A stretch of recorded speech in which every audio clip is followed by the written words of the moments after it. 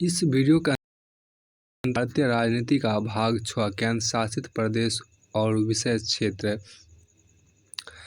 भाग 6 में आपको केंद्र शासित प्रदेश और विषय क्षेत्र के बारे में यहाँ पर हम पढ़ेंगे। तो आइए हम इसको शुरू करते हैं। अब इसमें सबसे पहला अध्याय हम पढ़ेंगे केंद्र शासित प्रदेश। इसमें जो पहला अध्याय वो केंद्र शासित प्रदेश और दूसरा अध्याय आपको अनुसूचित एवं जनजातीय क्षेत्र के बारे में पढ़ेंगे। तो आइए हम सबसे पहले शुरू करते हैं केंद्र शासित प्रदेश अध्याय 40 जो आप यहाँ पर देख रहे हैं। अध्याय 40 मतलब केंद्र शासित प्रदेश जो आप यहाँ पर देख रहे हैं उनको यहाँ पर शुरू करते हैं। अध्याय 40 आपको केंद्र शासित प्रदेश जिसको हम अंग्रेजी में बोलते हैं यूनियन टेरिटोरीज जिसे बोलते हैं तो आइए हम इस चीज़ को यहाँ पर शुरू करते हैं।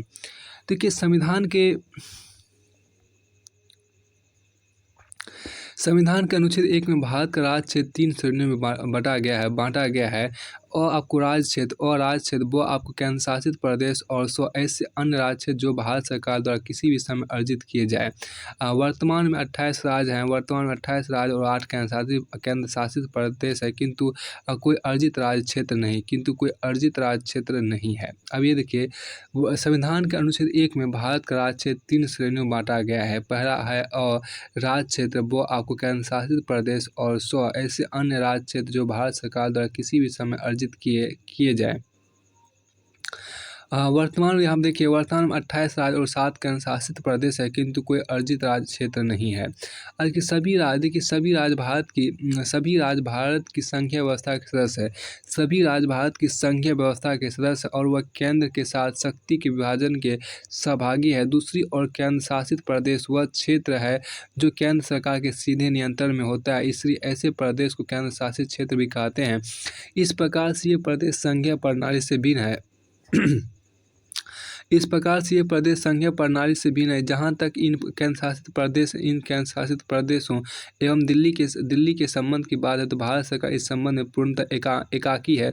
यहाँ देखिए पॉइंट नंबर आपको पूर्णतः एकाकी है। अब आपको आगे देखिए केंद्र शासित प्रदेशों का गठन। यहाँ देखिए सबसे पहले केंद्र शासित प्रदेशों का गठन ब्रिटिश शासनकाल में वर्ष 1874 में कुछ अनुसूचित जिले बनाए गए थे। ब्रिटिश शासनकाल में वर्ष 1874 में कुछ अनुसूचित जिले बनाए गए थे। बाद में इसे मुख्य आयुक्तीय क्षेत्र के नाम से जाना जाने लगा। स्वतंत्रता के बाद इन्हें भाग गौ राज्यों तथा घ प्रदेशों की श्रेणी में रखा गया। यानी कि पॉइंट नंबर 2 का मतलब आपको ये हुआ कि देखिए 1950 में संविधान में राज्यों एवं संघीय क्षेत्र को 4 वर्गों में वर्गीकृत की गई थी। भाग ए, भाग बी, भाग सी के अंतर्गत राज्य, तथा भाग डी के अंतर्गत संघीय क्षेत्र। आपको अब आप ये देखिए कि आपको देखिए 1956 में आपको 7वें संविधान संशोधन अधिनियम एवं राज्य पुनर्गठन अधिनियम के तहत इन्हें केंद्र शासित प्रदेश के रूप में गठित किया गया।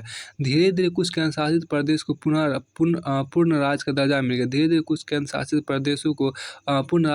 मिल गया। इसमें आपको हिमाचल प्रदेश, मणिपुर, त्रिपुरा, मिजोरम, अरुणाचल प्रदेश एवं गोवा शुरुआत में केंद्र शासित प्रदेश है, लेकिन अब ये सभी पूर्ण राज्य हैं। दूसरी ओर पुर्तगालियों से लिए गए क्षेत्र गोवा, दमन, दीव और दादरा और नगर हवेली तथा फ्रांसीसियों से लिया गया क्षेत्र पुडुचेरी केंद्र शासित प्रदेश बनाए गए। वर्तमान में 8 ही केंद्र शासित प्रदेश हैं। गठन के वर्ष के समय देखिए गठन के वर्ष के साथ आपको देखिए यहाँ पर पहले आपको अंडमान एवं निकोबार द्वीप समूह था 1956 में। दूसरा आपको दिल्ली 1956, आपको लक्षद्वीप 1956, आपको दादरा और नगर हवेली जिसे बोलते हैं दादरा और नगर हवेली ये भी आपको 1961 के अंतर्गत, और दमन एवं दीव 1962 के अंतर्गत। फिर आपको पुडुचेरी तथा चंडीगढ़ आपको 1966 के अंतर्गत गठन किया गया था। जम्मू एवं कश्मीर 2019 के अंतर्गत आपको गठन किया गया, और आपको लद्दाख 2019 के अंतर्गत ही गठन किया गया। एक बार यहाँ पर ध्यान रखिए क्या कि अभी देखिए वर्तमान हम 8 केंद्र शासित प्रदेश इसलिए बोले तो आपको यहाँ पर गठन किया गया है। ये गठन के आधार पर आपको वर्ष अभी आपको 8 यहाँ पर 9 पूरा गया है। तो ये आपको गठन के आधार पर आपको वर्तमान में क्या हुआ कि दमन और दीव जो था और दादर और नगर हवेली जो था उनको क्या कर दिया, दमन एवं दीव और दादर एवं नगर हवेली जो था उनको एक मिक्स कर दिया, उनको क्या कर दिया, मिक्स कर दिया। दमन और दीव को और दादर एवं नगर हवेली को क्या कर दिया, उसको मिक्स कर दिया गया, उनको मिक्स करके एक केंद्र शासित प्रदेश बना दिया। इसलिए अभी 8 केंद्र शासित प्रदेश और 28 राज्य हैं। 8 केंद्र शासित प्रदेश और 28 राज्य हैं। तो यहाँ पर चूँकि ये आपको इससे हमें एक चीज़ यहाँ ध्यान रखिए, आप एक चीज़ और यहाँ पर आपको इंपॉर्टेंट लाइन याद रखना, कौन से केंद्र शासित प्रदेश का निर्माण हुआ था, यहाँ देखिए। तो सर्च पे आपको अंडमान एवं निकोबार द्वीप समूह का निर्माण 1956 हुआ था, स्थापना 1956 की था। तो आपको 1956 आपको आता है। दिल्ली केंद्र शासित प्रदेश की व्यवस्था 1956 में हुआ था। लक्षद्वीप भी 1956 में स्थापित हुआ था। दादरा और नगर हवेली जो है वो अभी आपको 1961 के अंतर्गत आया था। दमन एवं दीव 1962 के अंतर्गत आया था। और पुडुचेरी था चंडीगढ़ 1966 के अंतर्गत आया था। और जम्मू एवं कश्मीर और लद्दाख जम्मू एवं कश्मीर और लद्दाख 2019 के अंतर्गत स्थापित किया गया था केंद्र शासित प्रदेश के रूप में। 1973 तक लक्षद्वीप को लक्षद्वीप, मिनिकॉय एवं अमीन द्वीप के नाम से जाना जाता था। 1992 में 1992 में दिल्ली को राष्ट्रीय राजधानी क्षेत्र दिल्ली के रूप में जाने लगा। 2006 तक देखिए, 2006 तक पुडुचेरी को पांडिचेरी के नाम से जाना जाता था। केंद्र शासित प्रदेश, देखिए केंद्र शासित प्रदेशों का गठन अनेक कारणों से किया गया। केंद्र शासित प्रदेशों का गठन अनेक कारणों से किया गया। ये कारण निम्नलिखित है। पहला देखिए, राजनीतिक एवं प्रशासनिक सोच दिल्ली एवं चंडीगढ़, राजनीतिक एवं प्रशासनिक सोच दिल्ली एवं चंडीगढ़। सांस्कृतिक भिन्नताएं, देखिए सांस्कृतिक भिन्नता पुदुचेरी, दादरा और नगर हवेली में। तो आपको दिल्ली और चंडीगढ़ को कैसा प्रदेश इसलिए बनाया गया क्योंकि राजनीतिक एवं प्रशासनिक सोच के कारण बनाया गया था। सांस्कृतिक भिन्नता के कारण आपको पुदुचेरी, दादरा और नगर हवेली को केंद्र शासित प्रदेश को बनाया गया। जबकि सामरिक महत्व कारण आपको अंडमान और निकोबार द्वीप समूह लक्षद्वीप को बनाया गया। पिछड़े एवं अनुसूचित लोगों के विशेष बर्ताव एवं देखभाल के आपको मिजोरम, मणिपुर, त्रिपुरा एवं अरुणाचल प्रदेश को आपको केंद्र शासित प्रदेश बनाया गया था। लेकिन अभी वर्तमान में ये पूर्ण राज्य बन गए हैं। 2019 में देखिए, 2019 में पूर्व के जम्मू एवं कश्मीर राज्य को 2 अलग संघीय क्षेत्र में विभक्त कर दिया गया। जम्मू एवं कश्मीर संघीय क्षेत्र तथा लद्दाख संघीय क्षेत्र। जम्मू एवं कश्मीर पुनर्गठन विधेयक 2019 पेश करते समय संसद में भारत सरकार ने इन 2 संघीय क्षेत्रों के सृजन के निम्न कारण स्पष्ट किए। पहला कारण क्या था, देखिए जम्मू एवं कश्मीर राज्य का लद्दाख संभाग विशाल क्षेत्रफल किंतु विरल जनसंख्या एवं कठिन भूपटल वाला इलाका है। जम्मू एवं कश्मीर राज्य का लद्दाख संभाग जो आपको वह विशाल क्षेत्रफल किंतु विरल जनसंख्या एवं कठिन भूपटल वाला इलाका है। लद्दाख के लोगों की पुरानी मांग थी कि उसे संघीय क्षेत्र का दर्जा दिया जाए जिससे कि वे अपनी आकांक्षाओं की पूर्ति कर सके। लद्दाख संघीय क्षेत्र की कोई विधायी कार्य नहीं, देखिए लद्दाख संघीय क्षेत्र की कोई विधायी कार्य नहीं होगी। दूसरा बात है कि पुनः वर्तमान आंतरिक सुरक्षा को ध्यान में रखते हुए जम्मू एवं कश्मीर राज्य में सीमा पार से प्रायोजित आतंकवाद का जम्मू एवं कश्मीर संघीय क्षेत्र का सृजन किया जा रहा है। जम्मू एवं कश्मीर संघीय क्षेत्र की विधायिका होगी, जम्मू एवं कश्मीर संघीय क्षेत्र की विधायिका होगी। फिर आपको आगे यहाँ पर देखिए क्या आगे आपको यहाँ पर कहा गया है, केंद्र शासित प्रदेशों का प्रशासन। अब यहाँ पर देखिए केंद्र शासित प्रदेशों का प्रशासन कैसे आपको होता है, तो इनको हम यहाँ पर देखते हैं। संविधान के भाग 8 में देखिए, संविधान के भाग 8 के अंतर्गत अनुच्छेद 239 और 241 में केंद्र शासित प्रदेशों के संबंध उपबंध है। संविधान के भाग 8 के अंतर्गत अनुच्छेद 239 से लेकर 241 में तक 239 से लेकर 241 तक में केंद्र शासित प्रदेशों के संबंध उपबंध। यद्यपि सभी केंद्र शासित प्रदेश एक ही श्रेणी के हैं, सभी केंद्र शासित प्रदेश एक ही श्रेणी के हैं, लेकिन उनकी प्रशासनिक पद्धति में समानता नहीं है। प्रत्येक केंद्र शासित प्रदेश का प्रशासन राष्ट्रपति द्वारा संचालित होता है। प्रत्येक केंद्र शासित प्रदेश का प्रशासन राष्ट्रपति द्वारा संचालित होता है, जो एक प्रशासक के माध्यम से किया जाता है। केंद्र शासित प्रदेश, देखिए केंद्र शासित प्रदेश का प्रशासक राष्ट्रपति का एजेंट या अभिकर्ता होता है, ना कि राज्यपाल की तरह राज्य प्रमुख होता है। राष्ट्रपति है वर्तमान उपराज्यपाल अथवा मुख्य आयुक्त अथवा प्रशासक हो सकता है। इस समय में उपराज्यपाल दिल्ली एवं अंडमान निकोबार द्वीप समूह, पुदुचेरी, जम्मू एवं कश्मीर तथा लद्दाख में, या प्रशासक या आपको देखिए प्रशासक चंडीगढ़, दमन और दीव तथा लक्षद्वीप में। राष्ट्रपति किसी राज्य के राज्यपाल को राज्य से सटे केंद्र शासित प्रदेशों का प्रशासक नियुक्त कर सकता है। इस हैसियत में राज्यपाल अपनी मंत्रिपरिषद के बिना स्वतंत्र रूप से कार्य करता है। अब देखिए केंद्र शासित प्रदेश पुदुचेरी, देखिए केंद्र शासित प्रदेश पुदुचेरी 1963, दिल्ली 1992 और जम्मू एवं कश्मीर विधानसभा विधानसभा गठित की गई। जम्मू एवं कश्मीर विधानसभा गठित की गई और मंत्रिमंडल मुख्यमंत्री के अधीन कर दिया गया। शेष 6 केंद्र शासित प्रदेशों में इस तरह की राजनीतिक संस्था नहीं है, परंतु केंद्र शासित प्रदेशों में इस तरह की व्यवस्था बनाने का ये अर्थ बिल्कुल नहीं कि उन पर राष्ट्रपति एवं संसद का सर्वोच्च नियंत्रण कम हो गया। आज के पॉइंट नंबर 4 का मतलब कि पुडुचेरी विधानसभा 30 सदस्यों के, जबकि दिल्ली की 70 और जम्मू एवं कश्मीर की 83 सदस्य, लेकिन अब वो 90 कर दिया गया है। देखिए पुडुचेरी विधानसभा के 30 सदस्य है, जबकि दिल्ली में आपको दिल्ली विधानसभा में आपको 70 सीटें, जबकि जम्मू एवं कश्मीर में अब पहले 83 विधानसभा में 83 सीट, जम्मू एवं कश्मीर विधानसभा में पहले 83 सीट, लेकिन अब 90 सीट कर दिया गया है। अब यहाँ देखिए क्या कि संसद जो है, संसद केंद्र शासित प्रदेशों के 3 सूचियों, आपको संसद केंद्र शासित प्रदेशों के लिए 3 सूचियों राज्य के विषय के विषय पर विधि के विषयों पर विधि बना सकते, मतलब संसद केंद्र शासित प्रदेशों के तीनों सूचियों के विषय पर भी विधि बना सकते। संसद की शक्ति का विस्तार पुडुचेरी, दिल्ली तक है, जबकि इनकी अपनी विधायिकाएं। इसका अभिप्राय है कि किसी केंद्र शासित राज्य की अपनी विधायिका होने के बावजूद राज्य सूची के विषयों पर संसद की विधायिका शक्ति खत्म नहीं होती है, परंतु पुदुचेरी विधानसभा राज्य सूची एवं समवर्ती सूची के विषयों पर विधि बना सकती है। इसी तरह दिल्ली भी राज्य सूची लोक व्यवस्था, पुलिस एवं भूमि को छोड़कर एवं समवर्ती सूची के विषय पर विधि बना सकती है। अब राष्ट्रपति अंडमान एवं निकोबार द्वीप समूह, लक्षद्वीप, दादरा एवं नगर हवेली, दमन एवं द्वीप, जम्मू एवं कश्मीर तथा लद्दाख में शांति, विकास एवं अच्छी सरकार के लिए विनियम बना सकता है। पुदुचेरी में भी आपको राष्ट्रपति विधि बना सकता है, बशर्ते वहाँ विधानसभा विघटित हो या बर्खास्त हो। राष्ट्रपति द्वारा बनाई गई विधियों की शक्ति एवं प्रभाव संसद के अधिनियमों की ही तरह है और वह संसद संशोधित कर सकता है। उसी प्रकार जम्मू एवं कश्मीर विधानसभा राज्य सूची सार्वजनिक व्यवस्था एवं पुलिस को छोड़कर तथा समवर्ती सूची के अंतर्गत किसी विषय पर कानून बना सकती है। संसद किसी केंद्र शासित प्रदेशों में उच्च न्यायालय की भी स्थापना कर सकती है, उसके निकटवर्ती या उससे निकटवर्ती राज्यों के उच्च न्यायालय के अधीन कर सकती है। दिल्ली ही एकमात्र ऐसा केंद्र शासित प्रदेश है जिसका स्वयं का उच्च न्यायालय 1966 से आपको है। दादरा और नगर हवेली एवं दमन दीव बम्बई उच्च न्यायालय के दायरे में आपको है। उसी तरह अंडमान एवं निकोबार द्वीप समूह, चंडीगढ़, लक्षद्वीप और पुदुचेरी क्रमशः कलकत्ता, पंजाब एवं हरियाणा, केरल एवं मद्रास उच्च न्यायालय के दायरे में आते हैं।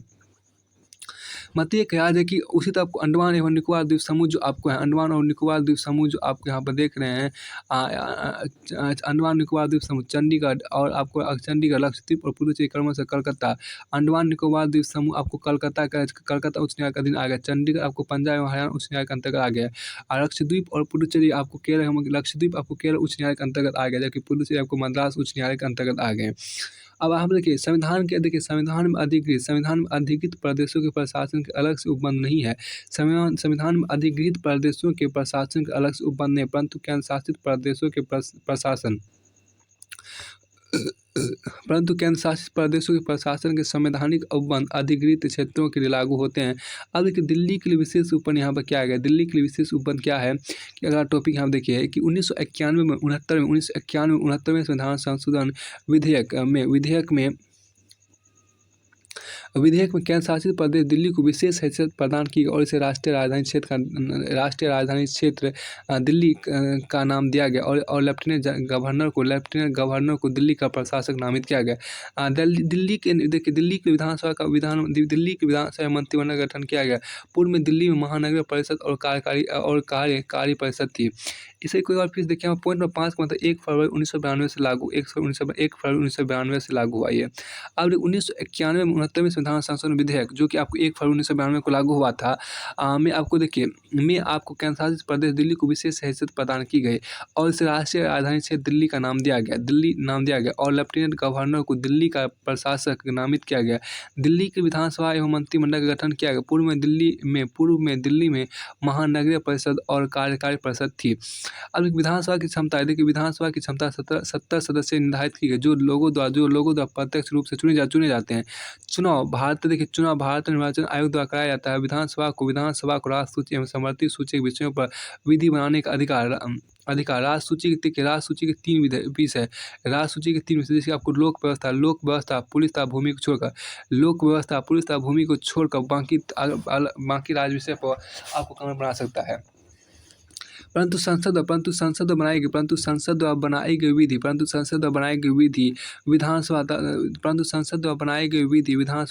गई विधि से अधिक प्रभावी होती है। मंत्रिमंडल की संख्या विधानसभा की कुल संख्या का 10% है। मंत्रिमंडल की संख्या आपको विधानसभा की कुल संख्या का 10% है। यानी मंत्रिमंडल की संख्या 7 है। मुख्यमंत्री एवं 6 अनुमंत्री। राष्ट्रपति मुख्यमंत्री को नियुक्त करता है ना कि उपराज्यपाल। अन्य मंत्रियों की नियुक्ति राष्ट्रपति मुख्यमंत्री की सलाह पर करता है। देखिए मंत्री राष्ट्रपति के प्रसाद पर्यंत पर होते हैं। मंत्रिमंडल सामूहिक रूप से विधानसभा के प्रति उत्तरदायी होता है।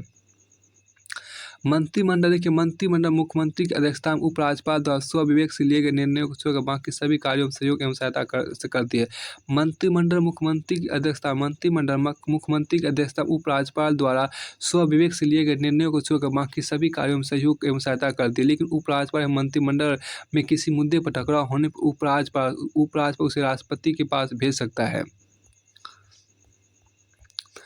ऐसी स्थिति में जब क्षेत्र का प्रशासन उपरोक्त उपबंधों के अनुसार नहीं हो पा रहा हो तो राष्ट्रपति उपरोक्त उपबंधों को खारिज कर सकता है और क्षेत्र के प्रशासन के लिए आवश्यक उपबंध बना सकता है। दूसरे शब्दों में संवैधानिक विफलता की स्थिति में राष्ट्रपति उस क्षेत्र में अपना शासन लागू कर सकता है। ऐसा उपराज्यपाल द्वारा भेजी गई रिपोर्ट के आधार पर होता है। यह उपबंध अनुच्छेद 356 के तहत आपको है। यह उपबंध अनुच्छेद 356 के समान है जिसके तहत राज्यों में राष्ट्रपति शासन लगाया जा सकता है। उपराज्यपाल को सभा के सत्र में नहीं होने के दौरान अध्यादेश को प्रख्यापित करने का अधिकार होता है। किसी अध्यादेश का प्रभाव उतना ही होता है जितना प्रभाव सभा द्वारा पारित किसी अधिनियम का होता है। ऐसे प्रत्येक अध्यादेश को सभा के पुनः समवेत होने के 6 सप्ताह के भीतर अवश्य अनुमोदित किया जाना होता है। ऐसे प्रत्येक अध्यादेश को सभा के पुनः समवेत होने के 6 सप्ताह के भीतर अवश्य अनुमोदित किया जाना होता है। वे किसी समय उस अध्यादेश को वापस भी ले सकते हैं किंतु वे सभा भंग होने या स्थगित पर किसी अध्यादेश को प्रख्यापित नहीं कर सकते। इसके अतिरिक्त राष्ट्रपति के पूर्वानुमति के बिना ऐसे किसी अध्यादेश को प्रख्यापित नहीं किया जा सकता।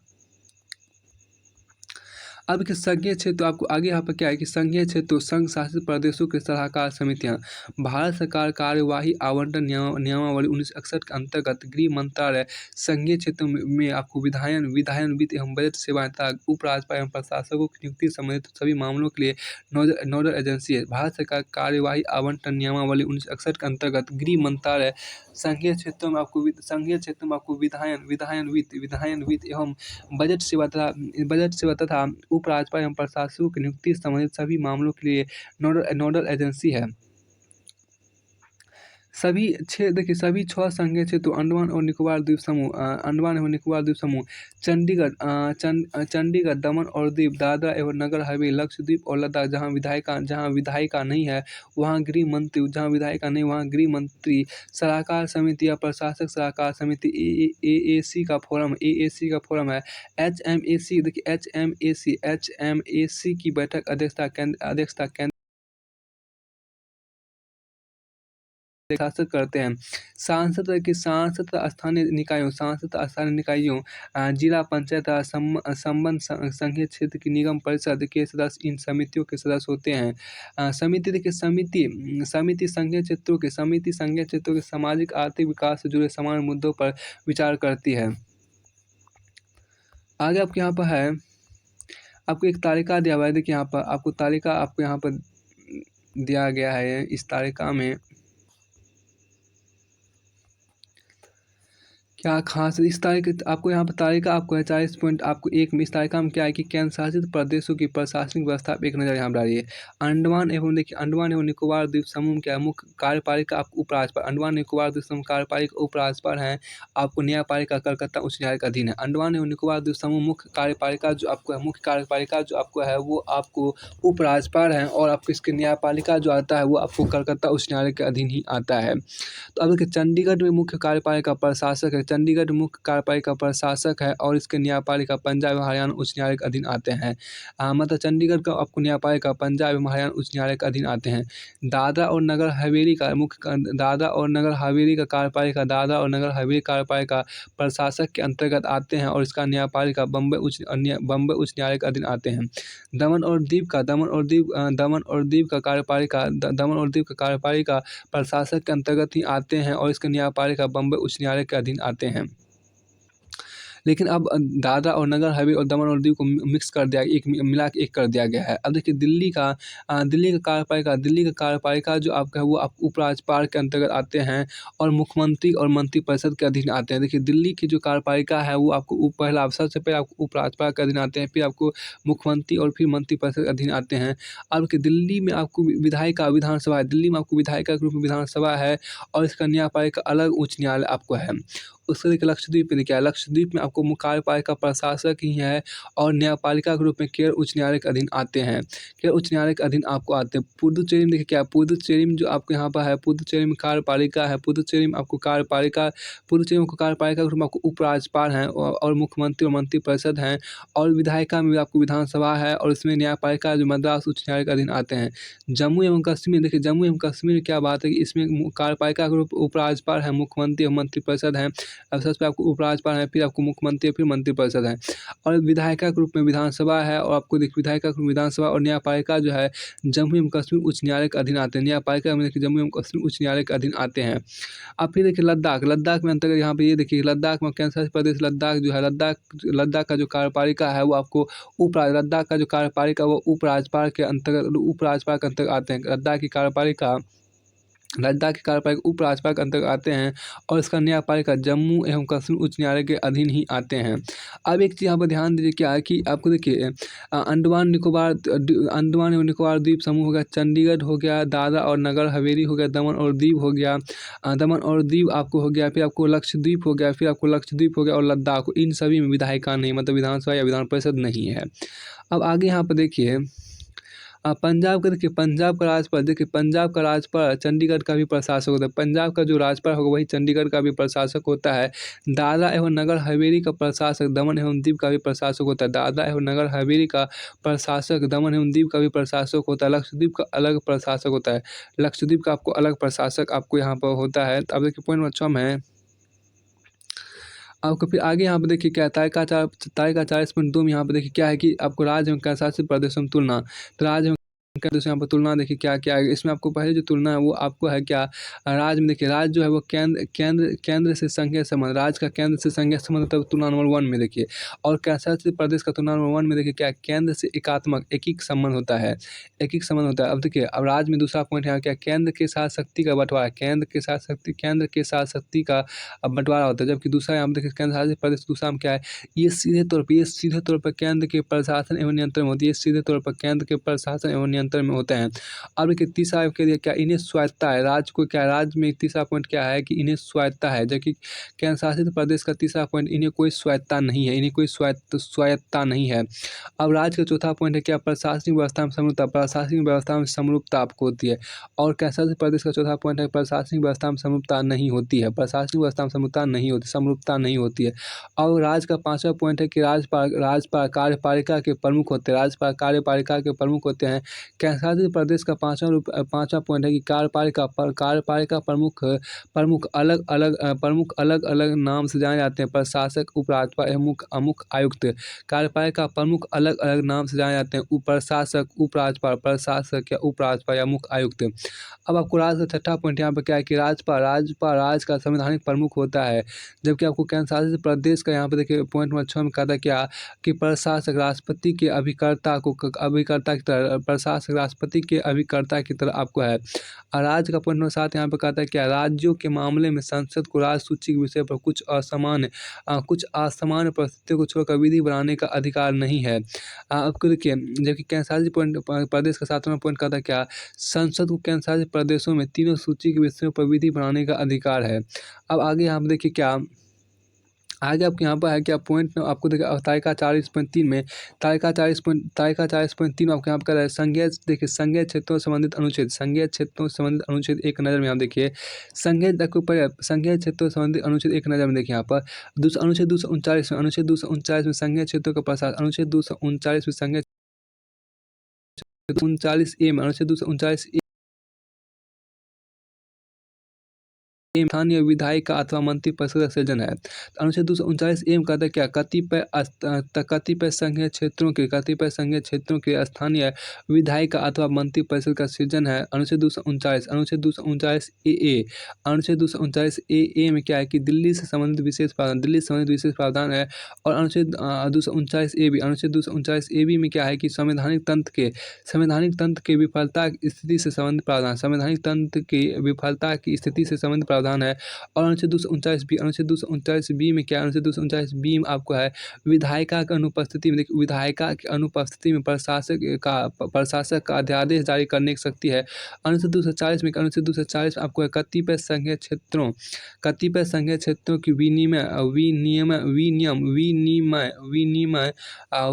बनाने की राष्ट्रपतिक शक्ति आपको है। अनुच्छेद 240 के अंतर्गत कतिपय संघीय क्षेत्रों की बनाने की राष्ट्रपतिक शक्ति है। और अनुच्छेद 241 में क्या है संघीय क्षेत्रों के उच्च न्यायालय आपको है। और अनुच्छेद 242 में आपको क्या है कि आपको अनुच्छेद 242 आपको है कुर्ग निरस्त जो कि आपको निरस्त हो गया है। अनुच्छेद 242 को निरस्त कर दिया, खत्म कर गया, मतलब कुर्ग निरस्त कर दिया, उसका इस कुर्ग कानून को आपको प्रावधान को निरस्त कर दिया गया है। यहाँ से आपको ये अध्याय पूरी तरह से फिर होता है। आपको अगला अध्याय है अनुसूचित एवं जनजातीय क्षेत्र। आपको अध्याय नंबर 41 देखिए यहाँ पर अध्याय नंबर 41 जो आपको है वो आपको अनुसूचित एवं जनजातीय क्षेत्र शेड्यूल्ड एंड ट्राइबल एरियाज आपको है, उसको देखिए यहाँ पर। आगे संविधान के भाग 10 में आपको जो भाग 10 है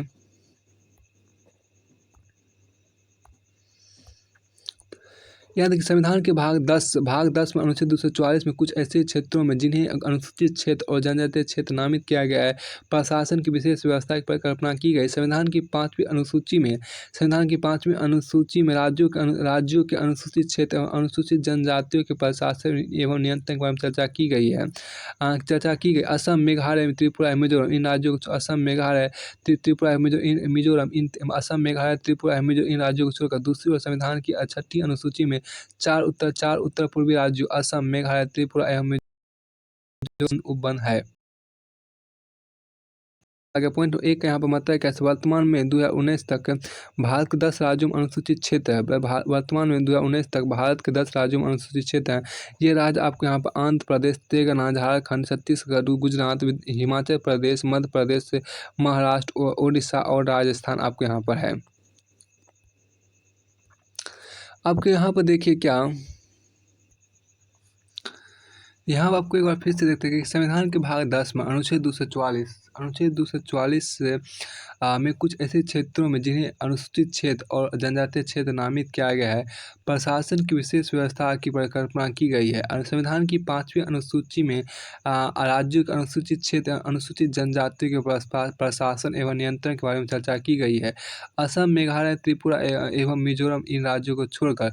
दूसरी ओर संविधान की 6ठी अनुसूची में 4 उत्तर पूर्वी राज्यों असम, मेघालय, त्रिपुरा एवं मिजोरम के प्रशासन के संबंध उपबंध है। अब देखिए अनुसूचित क्षेत्रों का प्रशासन यहाँ पे देखिए दूसरे राज्यों की तुलना में अनुसूचित क्षेत्रों के साथ भिन्न रूप से व्यवहार किया जाता है, क्योंकि वहाँ वे आदिम निवासी रहते हैं। वे सामाजिक एवं आर्थिक रूप से पिछड़े होते हैं और उनके उत्थान के लिए विशेष प्रयास की आवश्यकता होती है।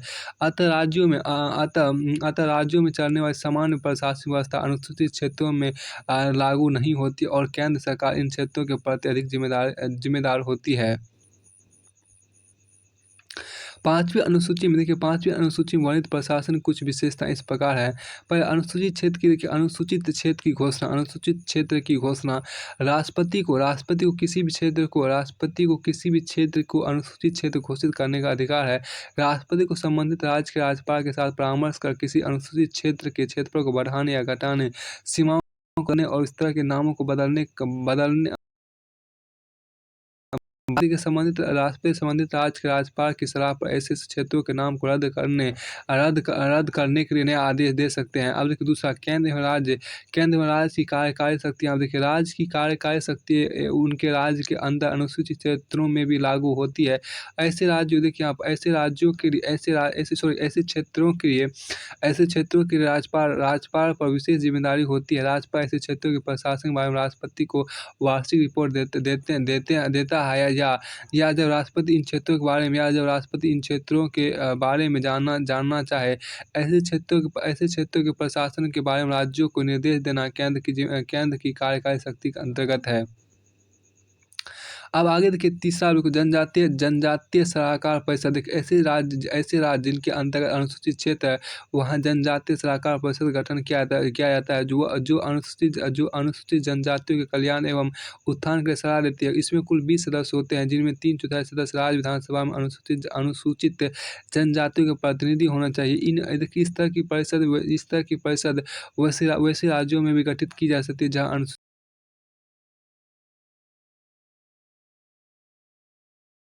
निर्देश पर किया जाता है, ऐसा राष्ट्रपति के निर्देश पर किया जाता है। अब आगे आप देखिए पॉइंट नंबर 4 में क्या है कि अनुसूचित क्षेत्रों में लागू विधि। देखिए राज्यपाल को यह अधिकार है कि वह संसद या राज्य विधानमंडल के किसी विशेष अधिनियम को अनुसूचित क्षेत्रों में लागू ना करे या कुछ परिवर्तन एवं अपवाद स्वरूप उसे लागू करे। राज्यपाल अनुसूचित क्षेत्रों में शांति एवं अच्छी सरकार के जनजातीय सलाहकार परिषद से विचार विमर्श का नियमन बना सकता है। ऐसे नियमन के अंतर्गत अनुसूचित जनजातियों के सदस्य के बीच भूमि के हस्तांतरण को निषेध या सीमित किया जनजातियों के सदस्यों द्वारा या उनके बीच भूमि आवंटन को नियंत्रित किया जा सकता है और अनुसूचित जनजातियों के संदर्भ में साहूकारों के व्यवसाय को भी नियंत्रित किया जा सकता है। इसके अलावा इन नियमन से संसद या राज्य विधानमंडल के अधिनियम जो अनुसूचित क्षेत्रों में लागू है को समाप्त या संशोधित किया जा सकता है, परंतु इस तरह की कार्रवाई के राष्ट्रपति की स्वीकृति आवश्यक है। संविधान अपेक्षा करता है कि राष्ट्रपति राज्य में अनुसूचित जनजातियों के कल्याण हेतु एवं अनुसूचित क्षेत्रों के प्रबंधन हेतु एक आयोग गठित करे। वह इस तरह के आयोग का गठन कभी भी कर सकता है, बशर्ते कि संविधान की शुरुआत को कम से कम 10 वर्ष हो गए हों। इस प्रकार आयोग का गठन 1960 में हुआ था, जिसकी अध्यक्षता UN धेवर ने की और 1961 में अपनी रिपोर्ट पेश की। करीब 4 दशक बाद दूसरे आयोग का गठन 2002 में आपको दिलीप सिंह भूरिया की अध्यक्षता में किया। इसने 2004 में अपनी रिपोर्ट प्रस्तुत की। अब देखिए जनजातीय क्षेत्रों में प्रशासन। यहाँ देखिए जनजातीय क्षेत्रों में प्रशासन संविधान की छठी अनुसूची में 4 उत्तर पूर्वी राज्यों असम, मेघालय, त्रिपुरा और मिजोरम के जनजातीय क्षेत्रों में विशेष प्रावधानों का वर्णन किया है। इन चार राज्यों में विशेष व्यवस्था के निम्नलिखित कारण है।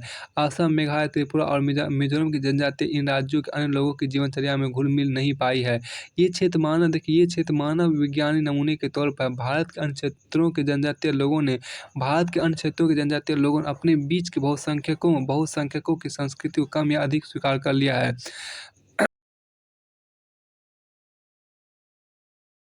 संस्कृति, रिवाजों और सभ्यता से जुड़े हैं, इसलिए इन क्षेत्रों को संविधान द्वारा अलग स्थान दिया गया है और स्वशासन के लिए इन लोगों को पर्याप्त स्वायत्तता दी गई है। अब यहाँ देखिए, संविधान की छठी अनुसूची के अंतर्गत प्रशासन की निम्नलिखित विशेषताएं हैं। पहला देखिए, असम, मेघालय, त्रिपुरा, मिजोरम के जनजातीय क्षेत्रों में स्वशासित जिलों का गठन किया गया है, लेकिन वे संबंधित राज्य के कार्यकारी प्राधिकार के बाहर नहीं है।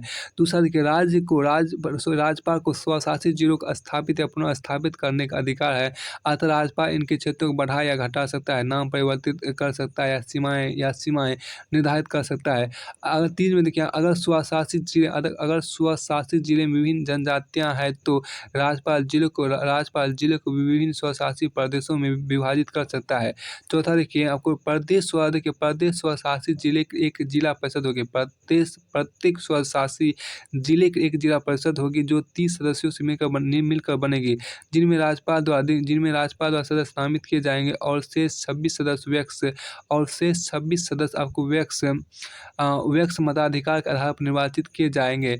निर्वाचित सदस्यों का कार्यकाल 5 वर्ष का होता है, बशर्ते कि परिषद को पहले विघटित न कर दिया जाए। और मनोनीत सदस्य राज्यपाल के पश्चात पर्यंत तक पद धारण करेगा। प्रत्येक स्वशासित क्षेत्रों में अलग प्रादेशिक परिषद भी होती है। आगे के जिला एवं प्रादेशिक परिषद को अपने अधीन क्षेत्रों के लिए विधि बनाने की शक्ति है।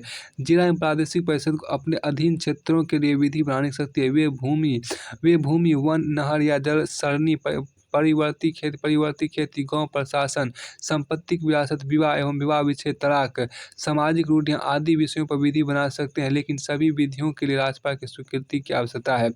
अब जिला एवं प्रादेशिक परिषद अपने अधीन क्षेत्रों में जनजातियों के आपसी मामले के निपटारे के ग्राम परिषद या न्यायालयों का गठन कर सकती है। वे अपीलें सुन सकती है। इन मामलों में उच्च न्यायालय के क्षेत्राधिकार का निर्धारण राज्यपाल द्वारा किया जाएगा। निर्धारण राज्यपाल द्वारा किया जाएगा। साथ में देखिए, जिला परिषद अपने जिले में प्राथमिक विद्यालय, औषधालय, बाजारों, फेरी, मत्स्य क्षेत्रों, सड़कों आदि को स्थापित कर सकती है, निर्माण कर सकती है। जिला परिषद साहूकारों पर नियंत्रण और गैर जनजातीय समुदायों के व्यापार पर विनियमन बना सकती है, लेकिन ऐसे विनियमन के राज्यपाल की स्वीकृति आवश्यक है। फिर आपको 8 में आपको कहता है क्या, जिला एवं प्रादेशिक परिषद को भू राजस्व का आकलन एवं संग्रहण करने का अधिकार है। वह कुछ भी निर्दिष्ट कर भी लगा सकता है। संसद या राज्य विधानमंडल का अधिनियम, देखिए संसद या राज्य विधानमंडल का अधिनियम स्वशासित जिले या स्वशासित प्रदेश में लागू नहीं होता। संसद या राज्य विधानमंडल का अधिनियम स्वशासित जिले या स्वशासित प्रदेश में लागू नहीं होता, और अगर होता भी है तो अपवादों या कुछ फेरबदल के साथ लागू होता है। अब यहाँ देखिए, इस आपको पॉइंट नंबर 5 में यहाँ पर आपको निर्देश देने की शक्ति या तो राष्ट्रपति को है या राज्यपाल को है। इस तरह असम के मामले में यह शक्ति राज्यपाल को प्राप्त है। दोनों ही मामलों में, चाहे संसदीय अधिनियम के तहत हो या फिर राज्य विधानमंडल के। मेघालय, त्रिपुरा और मिजोरम के मामले में संसदीय अधिनियम के संबंध में यह शक्ति राष्ट्रपति को प्राप्त है। राज्य विधानमंडल के अधिनियम के संबंध में राज्यपाल को प्राप्त है। अब देखिए, पॉइंट नंबर 10 में यहाँ पर क्या है कि पॉइंट नंबर 10 में आपके यहाँ पर राज्यपाल स्वशासित जिलों या परिषदों के प्रशासन की जांच और रिपोर्ट देने के लिए आयोग गठित कर सकता है। राज्यपाल आयोग की सिफारिश पर जिला या प्रादेशिक परिषदों को भी गठित कर सकता है। अब यहाँ पर देखिए क्या कि 41 आपको यहाँ पर तालिका 41.1 में जनजातीय क्षेत्रों पर 1/2019 के अंदर देखिए, जनजातीय क्षेत्रों पर 1/2019 तक देखिए यहाँ पर असम देखिए, आपको राज्य होगा एक कॉलम में और दूसरे कॉलम आपको जनजातीय क्षेत्र। देखिए असम में आपको जो जनजातीय क्षेत्र है वो आप उत्तरी कछार पहाड़ी जिला पहला, दूसरा उत्तरी कछार पहाड़ी जिला आपको है, दूसरा आपको कार्बी आंगलोंग जिला आपको है, तीसरा बोडोलैंड प्रदेश क्षेत्र जिला, ये सभी 3 जिला आपको असम के अंदर आते हैं जनजातीय क्षेत्र के अंतर्गत असम जनजातीय क्षेत्र के अंतर्गत आते हैं। अब मेघालय जनजातीय क्षेत्र में देखिए पहला जिला आपको यहाँ पर खासी पहाड़ी जिला, दूसरा आपको जयंतिया पहाड़ी जिला और तीसरा आपको गारो पहाड़ी जिला आपको यहाँ पर हो गया। फिर आपको यहाँ पर देखिए अगला आपको यहाँ पर क्या है कि आपको त्रिपुरा में कि त्रिपुरा के जनजातीय क्षेत्र के अंतर्गत क्या आता है, त्रिपुरा में आपको यहाँ पर आता है कि त्रिपुरा जनजातीय क्षेत्र जिला आता है। और आपको मिजोरम में क्या है, मिजोरम में आपको जो जिला आते हैं वो आते हैं चकमा जिला। देखिए चकमा जनजातीय जिला, चकमा जनजातीय जिला आते हैं। और मिजोरम में आपको मिजोरम में ही आपको मारा जनजातीय क्षेत्र भी आपको आते हैं, आपको जो जिला आपको है। और आपको मारा जिला आपके आते हैं। और मिजोरम में ही आपको लाई जिला जो कि जनजातीय क्षेत्र के अंतर्गत है। अब यहाँ देखिए अनुसूचित एवं अब यहाँ देखिए एक आपको यहाँ तारीख 41.2 में आपको अनुसूचित एवं जनजातीय क्षेत्रों से संबंधित अनुच्छेद यहाँ पर देखते हैं। अनुच्छेद आपको अनुच्छेद 41.2 में ही क्या, अनुच्छेद 41.2 में ही आपको यहाँ पर है अनुच्छेद 41.2 में ही आपको क्या है कि आपको अनुसूचित एवं जनजातीय क्षेत्रों से संबंधित अनुच्छेद एक नज़र में। पहला आपको अनुच्छेद जो आपके यहाँ पर है 300, पहला अनुच्छेद आपको यहाँ पर 244 है। पहला अनुच्छेद आपको अनुच्छेद 244 जो है ये आपको अनुसूचित क्षेत्र एवं जनजातीय क्षेत्रों का प्रशासन आपको है। तो अनुच्छेद 244 में क्या, अनुसूचित क्षेत्र एवं जनजातीय क्षेत्रों का प्रशासन। और अनुच्छेद 244 ए में क्या है कि असम के कुछ जनजातीय इलाकों को मिलाकर असम के कुछ जनजातीय इलाकों एक स्वायत्त राज्य का निर्माण तथा स्थानीय विधायिका अथवा मंत्रिपरिषद अथवा दोनों का सृजन आपको यहाँ पर है।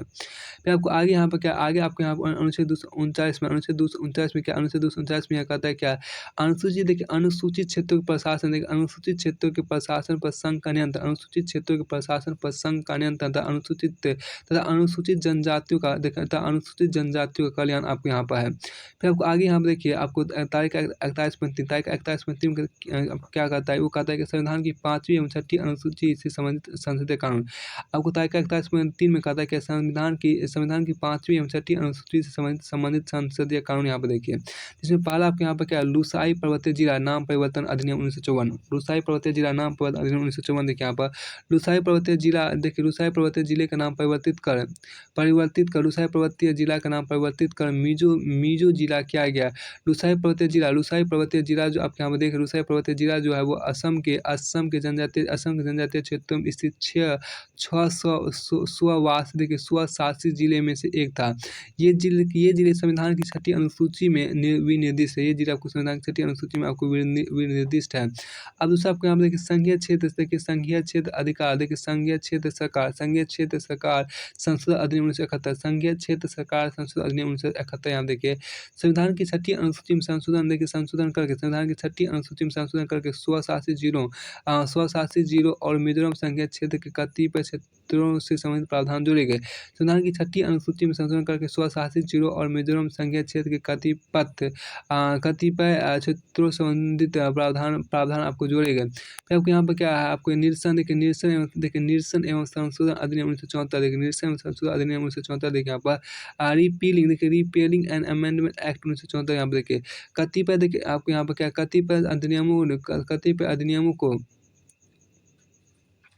कतिपय अधिनियमों को निश्चित अथवा कुछ को संशोधित किया गया। इसने कैटर पाउंड शब्दों को परिवर्तित एवं प्रतिस्थापित कर कैटर पाउंड क्रिया संविधान किया। संविधान की 6ठी अनुसूची में देखिए कतिपय अधिनियमों को निश्चित कुछ को संशोधित किया गया। इसने cattle pound CATTLE cattle POUNDS pound शब्दों को परिवर्तित एवं प्रतिस्थापित कर cattle pounds CATTLE cattle POUNDS pounds क्या।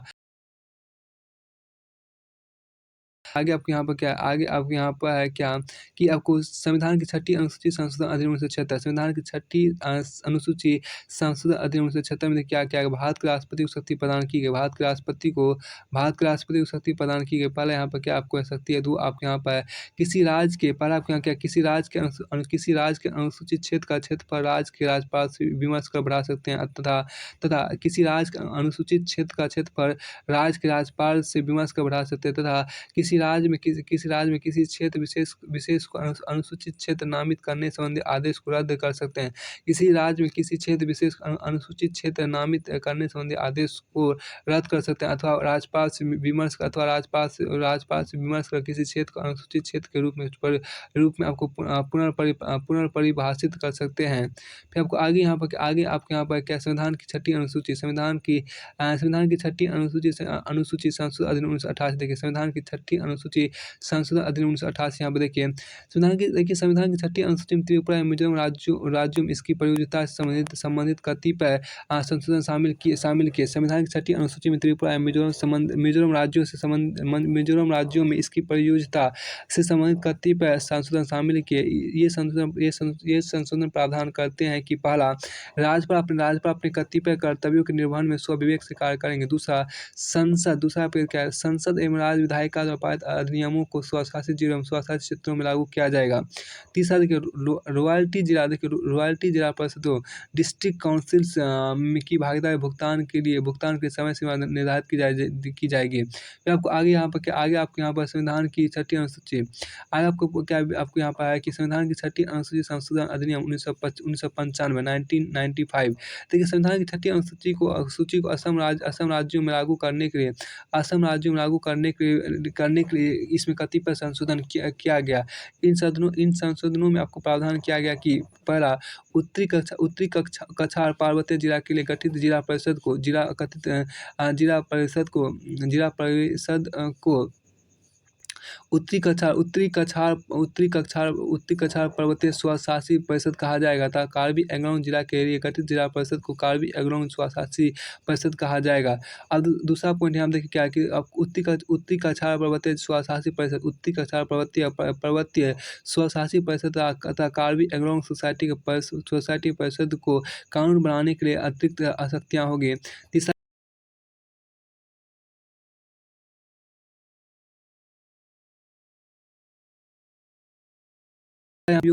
उपयोग उत्तरी स्वशासी परिषद जैसी स्थिति अनिवार्य होगा।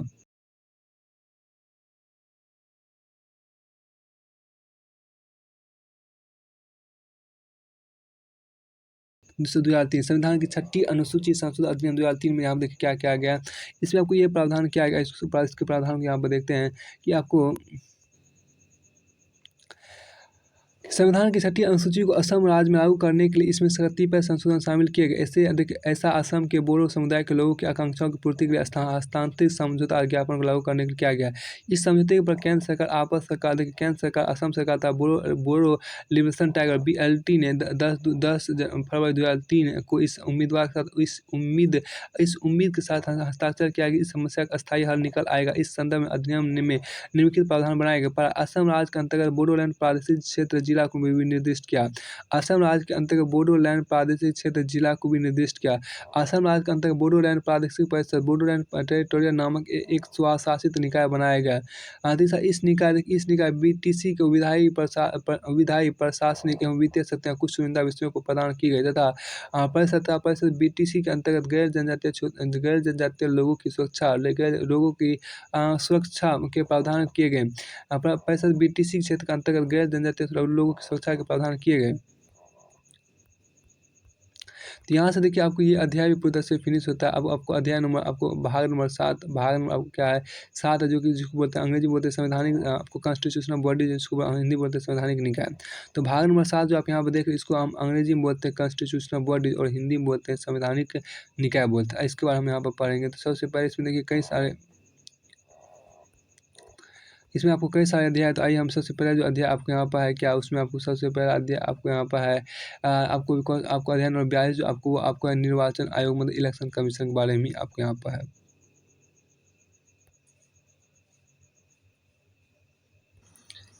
यहाँ पर आपको देखिए निर्वाचन आयोग एक अस्थायी एवं स्वतंत्र निकाय है निर्वाचन आयोग जो यहाँ पर देख रहे हो वो एक अस्थायी एवं स्वतंत्र निकाय है। इसका गठन देखिए इसका गठन संविधान द्वारा देश में स्वतंत्र और निष्पक्ष चुनाव संपन्न कराने के उद्देश्य से किया गया था। संविधान के अनुच्छेद 324 के अनुसार 324 के अनुसार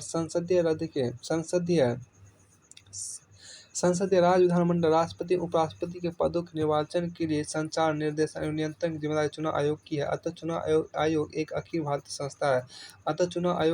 भारतीय संस्था है क्योंकि यह केंद्र राज्य सरकारों दोनों के लिए समान है। उल्लेखनीय है कि देखिए यहाँ पर राज्यों में होने वाले पंचायत एवं निगम चुनावों से चुनाव आयोग का कोई संबंध नहीं। उल्लेखनीय है कि राज्यों में होने वाले पंचायत एवं निगम चुनावों से चुनाव आयोग का कोई संबंध नहीं। इसके भारत के संविधान में अलग राज्य निर्वाचन आयोग की व्यवस्था की गई है। अलग राज्य निर्वाचन आयोग की मतलब उल्लेखनीय है कि राज्यों में होने वाले राज्यों में आपको होने वाले पंचायतों एवं निगम चुनाव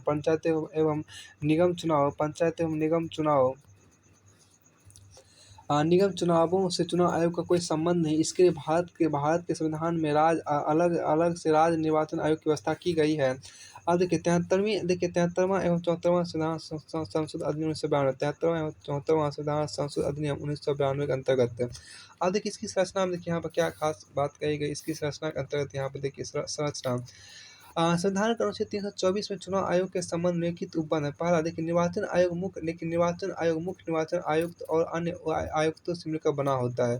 दूसरा क्या है इसमें देखिए दूसरा मुख्य निर्वाचन आयोग देखिए मुख्य निर्वाचन आयुक्त और अन्य निर्वाचन आयुक्तों की नियुक्ति राष्ट्रपति द्वारा की जाए। तीसरा जब कोई अन्य निर्वाचन आयुक्त इस प्रकार नियुक्त किया जाता है तब मुख्य निर्वाचन आयुक्त निर्वाचन आयोग के अध्यक्ष के रूप में काम करेगा।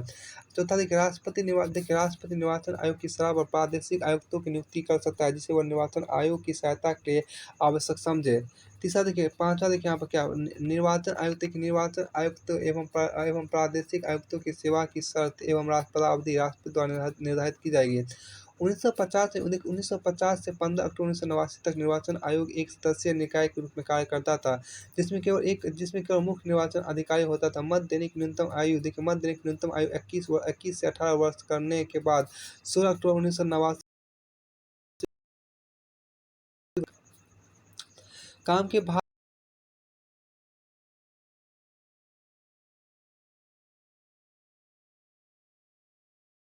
88 जो 1989 से प्रभावी हुआ था। 61वां संविधान संशोधन 1988 जो 1989 से प्रभावी हुआ था। इसी के अंतर्गत आपको क्या किया गया कि आपको मत देने की न्यूनतम आयु 21 वर्ष से घटाकर 18 वर्ष कर दिया गया था। तो 21 वर्ष से घटाकर 18 वर्ष आपको मतदान करने की आयु जो आपको घटाया तो किस अधिनियम के अंतर्गत घटाया गया था किस अधिनियम के अंतर्गत आपको घटाया गया तो आपको 61वें संविधान संशोधन अधिनियम 1988 द्वारा आपको ऐसा किया गया था जो कि 1989 से आपको प्रभावी हुआ। इसमें देखिए आपको कि नियुक्त किया गया कि इसके बाद आयोग बहुत सदस्यीय संस्था के रूप में कार्य करने लगा जिसमें 3 निर्वाचन आयुक्त हालांकि 1990 में 2 निर्वाचन आयुक्तों के पद को समाप्त कर दिया गया और स्थिति एक बार पहले की तरह होगी। एक बार फिर अक्टूबर 1993 में 2 निर्वाचन आयुक्तों को नियुक्त किया गया। इसके बाद से अब तक आयोग बहुत सदस्यीय संस्था के तौर पर काम कर रहा है जिसमें 3 निर्वाचन आयुक्त है। मुख्य निर्वाचन आयुक्त एवं 2 अन्य निर्वाचन आयुक्तों के पास समान शक्तियाँ मुख्य निर्वाचन आयुक्त एवं 2 अन्य निर्वाचन आयुक्तों के पास समान शक्तियाँ होती है तथा उनके वेतन भत्ते दूसरे अनुलाभ भी एक समान होते हैं। 2018 में उच्चतम न्यायालय के न्यायाधीश का वेतन 2.5 लाख प्रति माह तय किया गया था। 2018 में उच्चतम न्यायालय के न्यायाधीश का वेतन 2.5 लाख प्रति माह तय किया गया था। अब यहाँ पर देखिए आगे यहाँ पर कहा गया है कि जो सर्वोच्च न्यायालय के न्यायाधीश के समान होते हैं। ऐसी स्थिति में जब मुख्य निर्वाचन आयुक्त एवं 2 अन्य निर्वाचन आयुक्तों के बीच विचार मतभेद होता है तो आयोग बहुमत के आधार पर निर्णय करता है। उनका कार्यकाल 6 वर्ष या 65 वर्ष की आयु तक जो पहले हो तक होता है। वे किसी भी समय त्याग पर दे सकते हैं या उन्हें कार्यकाल समाप्त होने से पूर्व भी हटाया जा सकता है। आगे देखिए यहाँ पर स्वतंत्रता यहाँ देखिए संविधान के अनुच्छेद 324 चुनाव आयोग के स्वतंत्र एवं निष्पक्ष कार्य करने के लिए निम्नलिखित उपबंध है। पर मुख्य निर्वाचन आयुक्त को अपनी निर्धारित पदावधि में काम करने की सुरक्षा है। मुख्य निर्वाचन आयुक्त को उसके पद से उसी रीति से एवं उन्हीं आधारों पर से ही हटाया जा सकता है जिस रीति एवं आधारों पर उच्चतम न्यायालय के न्यायाधीशों को हटाया जाता है, अन्यथा नहीं। दूसरे शब्दों में उन्हें दुर्व्यवहार या दुर्व्यवहार या असमता अक्षमता या अपने अक्षमता या अक्षमता के आधार पर संसद के दोनों सदनों द्वारा विशेष बहुमत संख्या पारित करने के बाद राष्ट्रपति द्वारा हटाया जा सकता है। अतः वह राष्ट्रपति के प्रसाद पर्यंत पद पर नहीं होता, हालांकि उन्हें राष्ट्रपति ही नियुक्त करते हैं। देखिए एक बार फिर देखिए यहाँ पर देखिए क्या कि मुख्य निर्वाचन आयुक्त को अपनी निर्धारित पदावधि में काम करने की सुरक्षा है। मुख्य निर्वाचन आयुक्त को उसके पद से उसी रीति एवं उन्हीं आधारों पर हटाया जा सकता है जिस रीति एवं आधारों पर उच्चतम न्यायालय के न्यायाधीशों को हटाया जाता है, अन्यथा नहीं। दूसरे शब्दों में उन्हें दुर्व्यवहार या अक्षमता के आधार पर संसद के दोनों सदनों द्वारा विशेष बहुमत संख्या पारित करने के बाद राष्ट्रपति द्वारा हटाया जा सकता है। अतः वह राष्ट्रपति के प्रसाद पर्यंत पद पर नहीं होते, हालांकि उन्हें राष्ट्रपति ही नियुक्त करते हैं। अब फिर आपको आगे यहाँ पर है क्या कि मुख्य निर्वाचन आयुक्त की सेवा की शर्तों में उसकी नियुक्ति के पश्चात उसके लिए गैर लाभकारी परिवर्तन नहीं किया जा सकता। अन्य निर्वाचन आयुक्त या प्रादेशिक आयुक्त को मुख्य निर्वाचन आयुक्त की सिफारिश पर ही हटाया जा सकता है, अन्यथा नहीं। अब देखिए हालांकि निर्वाचन आयोग को स्वतंत्र एवं निष्पक्ष काम करने के संविधान के तहत दिशा निर्देश दिए गए, लेकिन इसमें से कुछ दोष भी है। पहला, देखिए संविधान में निर्वाचन आयोग के सदस्यों की अर्हता विधिक, शैक्षणिक, प्रशासनिक या न्यायिक संविधान में निर्धारित नहीं की है। दूसरा, संविधान में इस बात को उल्लेख नहीं किया गया है कि निर्वाचन आयोग के सदस्यों की पदावधि कितनी है। तीसरा, संविधान में सेवानिवृत्ति के बाद निर्वाचन आयुक्तों को सरकार द्वारा अन्य दूसरी नियुक्तियों पर रोक नहीं लगाई गई है। संविधान में सेवानिवृत्ति के बाद निर्वाचन आयुक्तों को सरकार द्वारा अन्य दूसरी नियुक्तियों पर रोक नहीं लगाई गई है। अब देखिए शक्ति और यहाँ पर कार्य को देखिए संसद राज्य के विधानमंडल, राष्ट्रपति और उपराष्ट्रपति के पदों के निर्वाचन के संदर्भ में चुनाव आयोग की शक्ति एवं कार्यों को 3 श्रेणियों में विभक्त किया जा सकता है। प्रशासनिक कार्य, दूसरा सलाहकारी कार्य और तीसरा अर्ध न्यायिक कार्य। विस्तार में शक्ति एवं कार्य इस प्रकार आपको पढ़ा। संसद के परिसीमन आयोग, देखिए यहाँ पर संसद के परिसीमन आयोग अधिनियम के आधार पर समस्त भारत के निर्वाचन क्षेत्रों के भूभाग का निर्धारण करना, जिसमें देखिए 4 संसदीय परिसीमन आयोग। देखिए संसद ने परिसीमन आयोग अधिनियम 1952, 1962, 1992 और 2002 बनाए हैं। संसद ने परिसीमन आयोग अधिनियम 1952, 1962, 1992 और 2002 बनाए हैं। अब देखिए संसद के परिसीमन आयोग अधिनियम के आधार पर समस्त भारत के निर्वाचन क्षेत्रों के भूभाग का निर्धारण करना, समय समय पर देखिए आपको आगे समय समय पर निर्वाचक नाम वही तैयार करना और सभी योग्य मतदाताओं को पंजीकृत करना। और तीसरा देखिए निर्वाचन की तिथि और समय सारणी निर्धारित करना एवं नामांकन पत्रों का परीक्षण करना। चौथा, राजनीतिक दलों को मान्यता प्रदान करना एवं उन्हें निर्वाचन चिन्ह आवंटित करना। राजनीतिक दलों को मान्यता प्रदान करने और चुनाव चिन्ह देने के मामले में हुए विवादास्पद समाधान के लिए न्यायालय की तरह काम करना। छठा, निर्वाचन व्यवस्था संबंधित विवाद की जांच के लिए अधिकारी नियुक्त करना। फिर आपके निर्वाचन के समय दलों एवं उम्मीदवारों के आचार संहिता निर्मित करना। निर्वाचन के समय राजनीतिक दलों की नीतियों के प्रचार के लिए रेडियो और टीवी कार्यक्रम निर्मित करना। निर्वाचन के समय राजनीतिक दलों की नीतियों के प्रचार के लिए आपको रेडियो और टीवी कार्यक्रम सूची निर्मित करना। संसद सदस्यों की निर्भरता संबंधित मामलों पर राष्ट्रपति को सलाह देना। विधान परिषद के सदस्यों की निर्भरता संबंधित मामलों पर मसलों पर राज्यपाल को परामर्श देना। रिंगिंग, मतदान केंद्र लूटना, हिंसा एवं अन्य अनियमितताओं के आधार पर निर्वाचन रद्द करना। निर्वाचन कराने के कर्मचारियों की आवश्यकता के बारे में राष्ट्रपति या राज्यपाल से आग्रह करना। समस्त भारत में स्वतंत्र एवं निष्पक्ष चुनाव कराने के लिए चुनावी तंत्र का परीक्षण करना। राष्ट्रपति को सलाह देना कि राष्ट्रपति शासन वाले राज्य में 1 वर्ष में समाप्त होने के पश्चात निर्वाचन कराया जाए या नहीं। 15वां देखिए यहाँ पर प्रदर्शनों के आधार पर उसे राष्ट्रीय या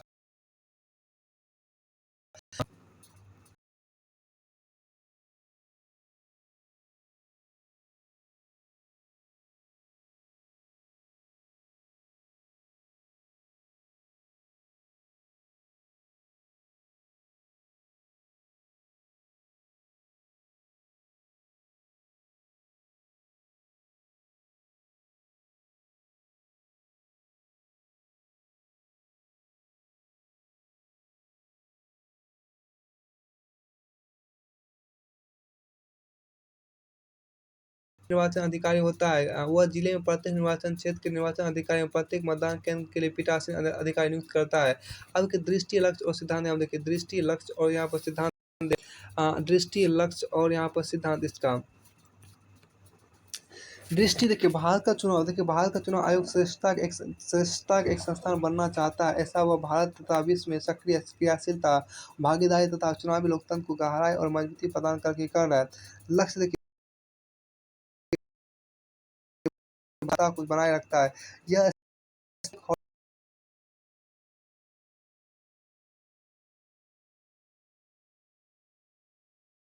पारदर्शी चुनाव को संपन्न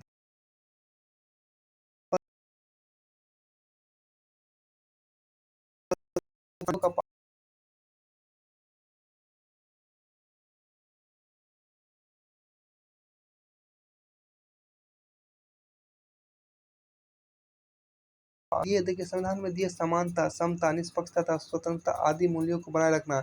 निर्वाचित सरकार के निरीक्षण, निर्देशन तथा नियंत्रण के कानून का शासन बनाए रखना। दूसरा, महत्तम विश्वसनीयता देखिए, महत्तम विश्वसनीयता, स्वतंत्रता, शुचिता, पारदर्शिता, सच्चाईता, जवाबदेही, स्वायत्तता तथा पेशेवर दृष्टिकोण